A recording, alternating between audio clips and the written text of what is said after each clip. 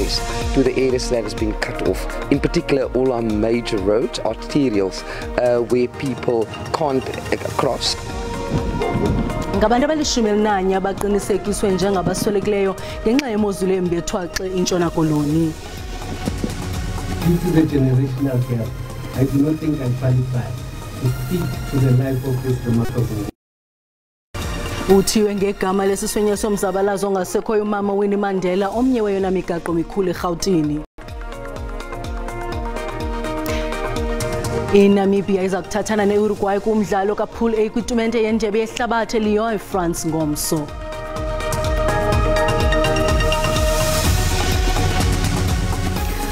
Molweni emakhaya, samkele nababukeli kwijelo iDTT khongoselana novimba wangokuhlwanje. Ngabantu abali-11 abaqinisekiswe njengabaswelekileyo ngenxa yemozulu embi ethwaxe iNtshona Koloni. Amapolisa athi isine samaxhoba ibingabantwana abaphakathi kweminyaka esi-7 ne-12 ubudala sele liqalisile iphulo lokucoca, ukulungisa nokubala ubungakanani bomonakalo jikelele kwiphondo nanjengoko zithomalala iimvula ezimandla ezikhatshwa ngumoya ovuthuzayo. Isephansi kwemeko yobungozi imimandla eliqela tshitshilili kwintshona Koloni. Kusahlangulwa inhlaninge yabantu ngabenkonzo zohlangulo kwindawo ezivalwe zimphuphuma.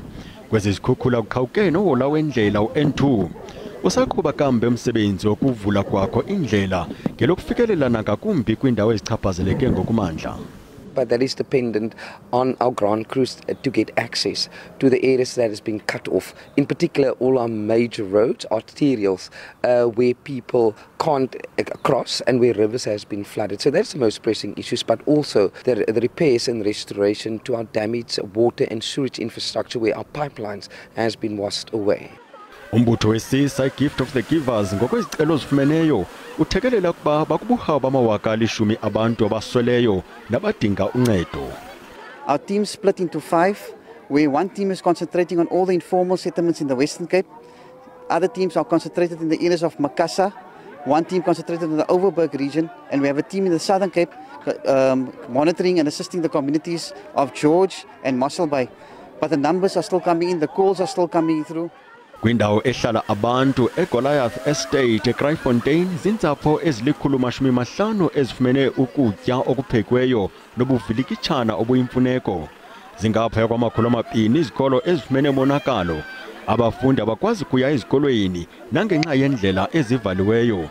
Izanusa zenkonzo yemozulu kweli zithekelela amaqondo aphakamileyo obushushu kuhlabela mgama kule veki nakubeni kulindeleke umsinga obandayo ongephike noko ngomgqibelo.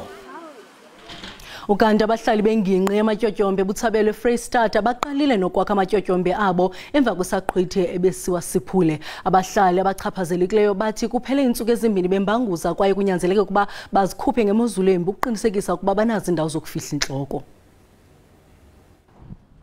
Bezama ukuvuselela amakhaya abo ebekhiwe kwisithuba senyanga ezintathu ezidlulileyo.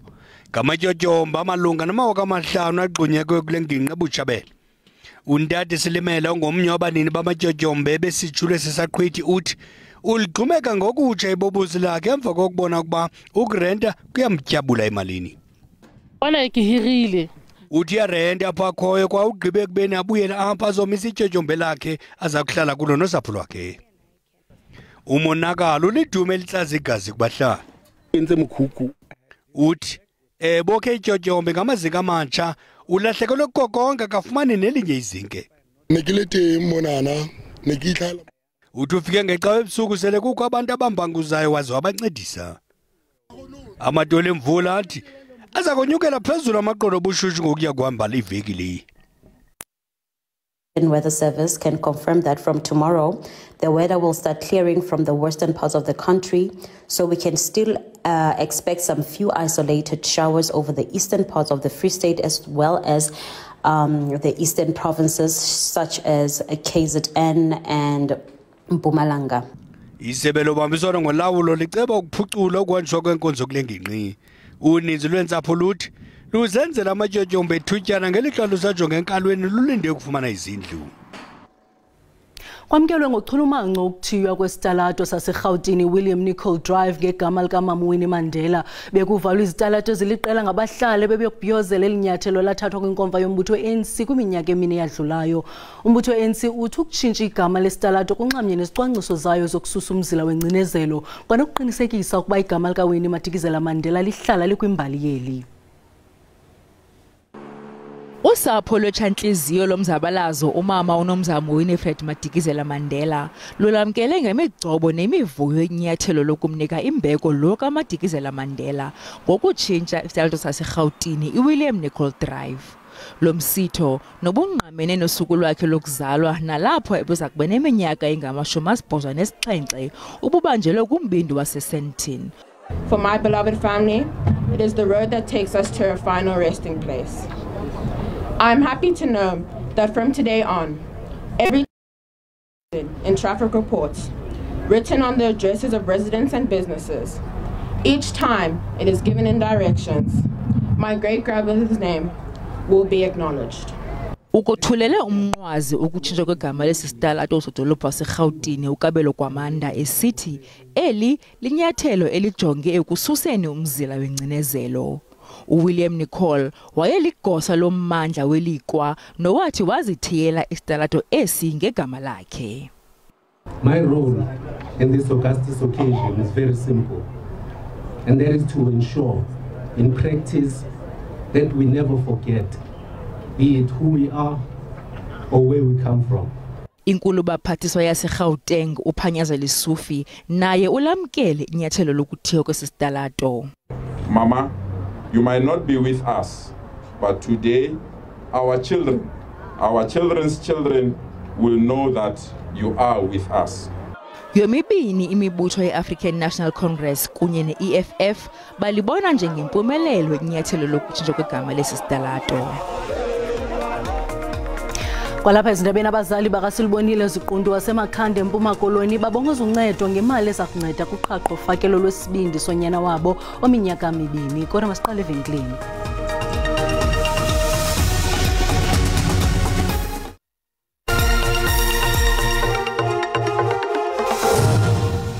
Sinamkele kwakhona kwindaba zelijelo uyakwazi ukubukela kwakhona ezindaba kwijelo le-YouTube uthi SABC Iindaba zesiXhosa kwinqaku lokuqala sithe. Ngabantu abali-11 baqinisekiswe njengabaswelekileyo ngenxa yemozulu embi ethwaxa eNtshona Koloni. Amapolisa athi 4 samaxhoba bengabantwana abaphakathi kweminyaka 7 ne-12 budala sele liqalisile iphulo lokucoca ukulungisa nokubala ubungakanani bomonakalo jikelele kwiphondo nanjengoko zithomalala iimvula ezimandla ezikhatshwa ngumoya ovuthuzayo. Usekela Mongameli Paul Mashatile uzibophelele ngokuseka iqumrhu elisakujongana nonxibelelwano malunga nomsebenzi owenziwa ngurhulumente necandelo lemvaba ngemvaba zenkolo. Oku kuzibophelela kwenziwa ngexesha lothethathethwano obelubanjelwe kumasipala waseGuruleni. Uluntu lwemvaba ngemvaba lukwacebise ukuba urhulumente enze isebe liza kuzinikela kubo. Urhulumente abenkolo neenkokheli zemvaba ngemvaba bonke badibene ukuzokushukuxa malunga nemingeni ephakanyiso licandelo lezenkolo kananjalo nokuza nezisombululo. Usekela Mongameli uthembise ngentsebenziswano. We should support that idea of a secretariat. A secretariat that will coordinate our work. Concerned that our work is not coordinated. Umashatile umemelele intsebenziswano phakathi kukarhulumente noluntu lwemvaba ngemvaba ukulwa ubugwenxa ekuhlaleni. As a nation, we must be concerned about the deterioration of our social and moral fabric. It is therefore important that our partnership be institutionalized in order to effectively address these issues. Iqhotywe lizandla imizamo karhulumente kodwa kwalumkiswa ngelithi uthethathethwano olulolu hlobo malungapheleli nje esithubeni. As a man of action, we trust him, but he doesn't have to convene us. We can convene ourselves and call him and say, we are here to present our work. This is what we've been doing in the past 6 months. And then he can interact with us, because sometimes waiting for government to call you but to have our own institutions is not a good thing. Olunye uthethathethwano olunje kulindeleke kuba lube kunyako zayo ngoMarch.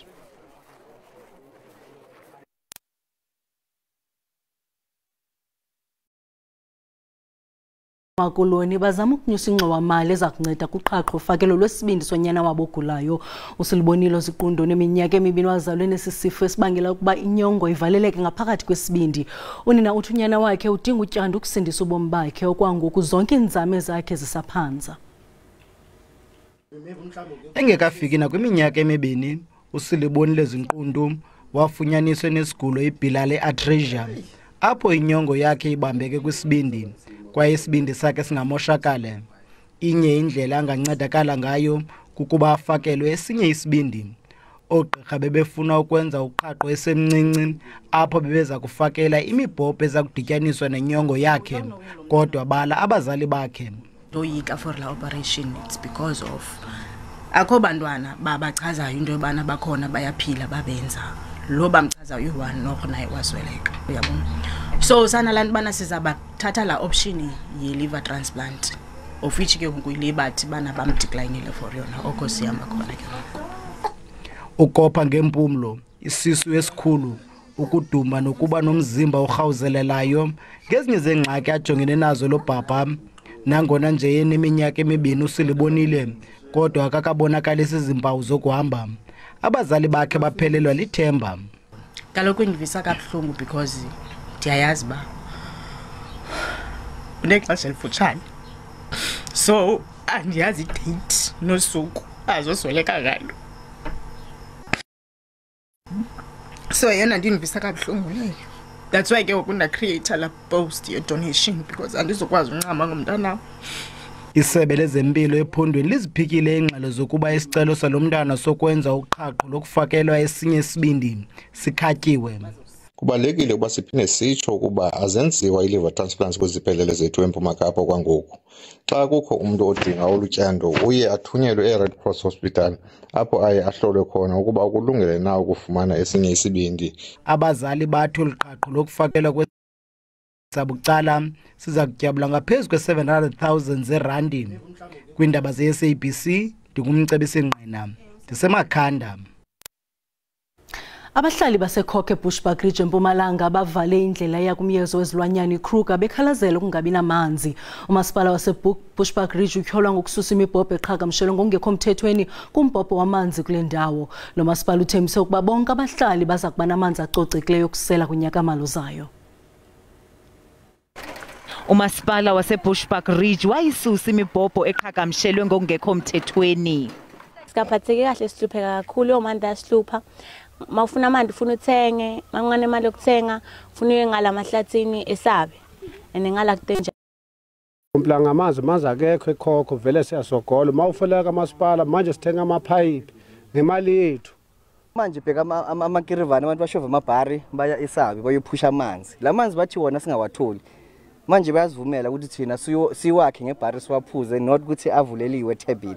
Umasipala waseBushbuck Ridge othwaxwa inhlupheko ubalule ukusilela kwakhe ukunika abahlali amanzi okusela acocekileyo ngenxa yenani labantu elikhulayo. We've done all what we can and we're still busy trying to upgrade the Cork package plant, which was designed some 25 years ago in order to accommodate all the communities at Cork. Kungoku nje abahlali bahorrise ngelithi baza kuqhuba uqhankqalazo de banikwe amanzi okusela acocekileyo. Angena ngokungena amazwi ovelwano emva kokusweleka kombhali wencwadi ethi When Hope Whispers, itshanhliziyo nomsunguli wombutho ongenza inzuzo uZoleka Mandela. uZoleka ngumzukulwana kamama Winnie nobawo Nelson Mandela usweleke ekutshoneni kwelanga izolo engqongwela usapho nangabahlobo bakhe esibhedlele. Usweleke emva kwengulende esilwa nesifo somhlaza. Isehlo esihluthe imihlali kwabaninzi. Umzukulwana wamaqhawe ezopolitiko uNelson Mandela noWinnie Mandela, uZoleka Mandela, ulishile eli limagada ahlabayo ngokwesibhengezo sosapho kusasa namhlanje. Ube neminyaka engama-43, abantwana abathandathu nashiya ngasemva abane. Ukanti iqenqelekile iminyaka lombhali wencwadi ethi When Hope Whispers eqobisana nesifo somhlaza besinwenwe sahlasela amahleza, isibindi, imiphunga, umqolo nengqondo. Kudliwano ndlebe awakhe wanalo ne-SABC wathi ebesele eqhubeka nobomi esazi ukuba akana kuyitshintsha le meko. I don't have control over when it is that I'm going to pass, but to pass on, but I do have control over how it is that I choose to live my life now. Ufakwe ngomvulo uZoleka Mandela esibhedlele kunyango lwalomhlaza uyibeke inqawe engqongwela usapho lwakhe nezihlobo izolo usapho lwakhe lumncome ngokulwa umhlaza ngobugorha. Zoe fought courageously. She knew the odds were stacked against her, but that didn't discourage her from fighting against this terrible disease called cancer. Kwinhlanganiso ebiphakathi kohulumente nenkokheli zakwalizwi ebibanjwe eMpumalanga namhlanje uLindiwe Zulu uphose amazwi okuhlonipha uZoleka Mandela wenjenje.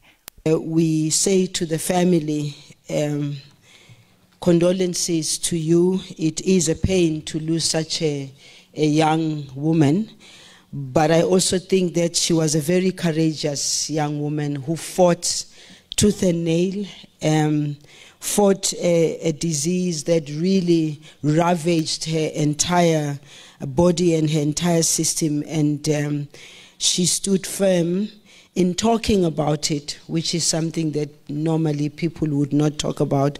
Kwakulomsitho mnye usekela mongameli uPaul Mashatile ucele kunikwe umzuzu wembeko. May her soul rest in eternal peace. Realeboch. Iqela le-EFF limbabaze njengoba engagunqi ekufundiseni ngesifo somhlaza besithi ukusweleka kwakhe kukhumbuza inkqubo yezempilo yeli ukuba ityale imali ekuthinteleni ekufunyanweni nasekunyangweni kwezizifo ukanti ke i-Action SA iphefumle ngeli lifu ligubungeleyo ngelithi uZoleka Mandela ube nomoya obukroti nokwathobekileyo njengomama wakhe umfi uZinzi Mandela nomakhulu wakhe umfi uWinnie Madikizela Mandela kulindeleke ukuba angcwatywe eFourways Memorial Park kumantla eGauteng ngolwesihlanu. Ndimlo Lilitha Ntsundwani kwiindaba ze-SABC. Ngoku masichaphule izimvo zabantu kwikhasi lethu leWhatsApp bevakalisa amazwi ovelwano ngakusapho lwakwaMandela. Ase umoya wakhe ungaphumla ngoxolo manje yini besemncinci manje eseze ngobuso ezweni lesajwa ngelikhulu. Sibulela ubomi bakhe uZoleka Mandela. Nokuba litha inhliziyo athethe phandle ngesifo ebesimhlasela somhlazo. Sabuhlungu izindaba esizizwayo namhlanje zokudlula emhlabeni kukaZoleka Mandela. Nkosi muphe umphumulela wafuthi nokukhanya kwaphakade kumkhanyele aphumule ngobuhle. Ukufa akunalusizi, umhlaba kawunoni. Mina ngithi dudu emndenini wakwaMandela. Lo wakhe ungaphumula ngoxolo. Lithi kakhulu nokwexesha engaphilanga unyamezele indlozi umtya. Ndithi kwifamily yakwaMadikizela neyakwaMandela dudwini akuhlangane ngehliyo. May her soul rest in peace. Wanga umphefumulo wakhe ungaphumula ngoxolo. Ukudlula kwakhe emhlabeni beyilahleko elizweni ngokubanzi. Singawogqirha nohulumente ngokufumana icebo loba banyange isifo somhlaza. Ingangalala ngoxolo uZoleka, umphefumulo wakhe uphumule ngoxolo. Engathi kodwa besingathola ukuthi sifundiseke nesifo lesomdlavuza. Ndifunde ntwinye kwesi sehlo seliqhawekazi ukubana umuntu makabulele xa evuka engabi kwahlaba kwaye esakwazi ukuphefumula. Siyavelana nosapho lakwaMandela unyamezele sisi uzivile enhlungu akuhlanga longehlanga. Ufuna ukuthi kusapho lakwaMandela nxe akuhlanga longehliyo mabalale ngenxeba.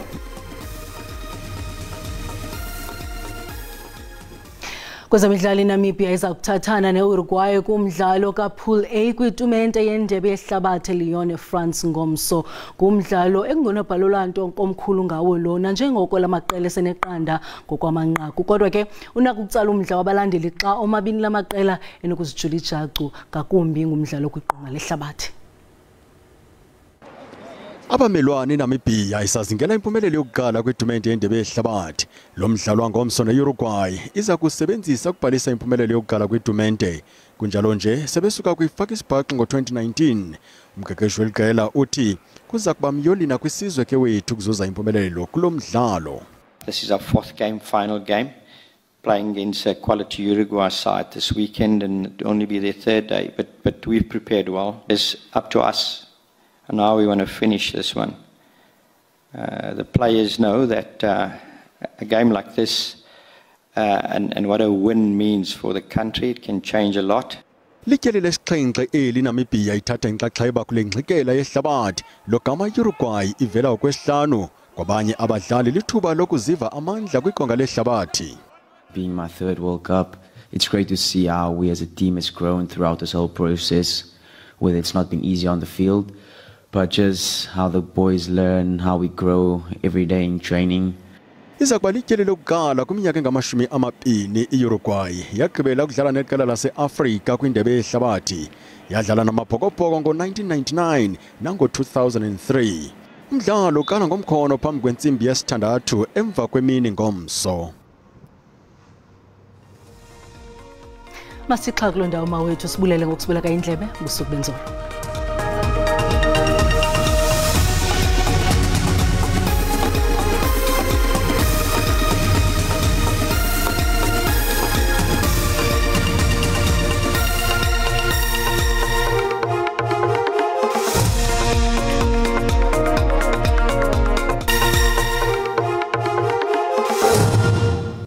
Mawahlangana amafuli ivume icama kuba sembo ndivumele ndingunonkanyezi nirhabulise uqikelelo lwemozulu ngokuhlanje xa sijonga ke mbukeli ngokuhla kuyaphawuleka into yokubana zimvula nokwe Gqeberha ukunyukela kaloku mbukeli ukuya kwindawo eziphako Pitoli noPolokwane ngaye u60% zangephi ke kwindawo eziphakamileyo kodwa ke kwaphawuleka into yokubana lithe rholele ngamafo phako Bloemfontein naphako Mahikenga chunce mbukeli sijonge imvula nomoya ngomso saqhubeka ezamvula phako Pitoli naphako Polokwane naphako Gqeberha ngaye Siqhubeke njalo mbukeli sijonge kaloku kuyaphawuleka uba uSouth African Weather Services uye wakhupha isilumkiso sokuba ungalindela ukulatyuza komoya osuka phakathi koGqeberha uqhinela pha eThekwini mbukeli nemvula ke engamandla ithi into ke mbukeli qiniseka into yokubana uyaqaphela kananjalo mbukeli ngomso ayaqhuba kalamaza elatyuza ukusukela pha eGqeberha ukuyoqhina pha eThekwini qiniseka mbukeli into yokubana uyaqaphela kuba kaloku zingabe zidala nezikhukhula